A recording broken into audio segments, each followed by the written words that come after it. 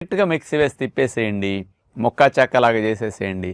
ఆ పిండికి కాస్త మీరు నాన్ స్టిక్ మీద వేసేసుకోండి పెసరట్టు. ముడి పెసలు అట్టేయండి, ఎందుకంటే పొట్టు తీయకుండా ఉంటే మంచిదనమాట, స్లోగా వెళ్ళేటట్టు చేస్తాయి అన్నమాట. అలా వేసి దాని మీద కొంచెం అల్లము, జీలకర్ర, కొత్తిమీర, ఉల్లిపాయ ముక్కలు ఇట్లాంటివి కాస్త చక్కగా వేసి మీరు మేగడ వేసి కాల్చుకోండి. ఇంకెవరన్నా నెయ్యి వాడుకుంటానండి కొంచెం పైన అంటే అది వాడుకోండి.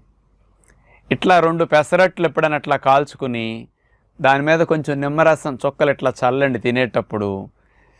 దాన్ని కూరతో కాంబినేషన్తో తినేస్తే వారంలో 1 రోజు 2 రోజులు మీరు బోర్ కొట్టినప్పుడల్లా 1 రోజు పెసరట్లతో కూర తినేస్తారు లంచ్లో.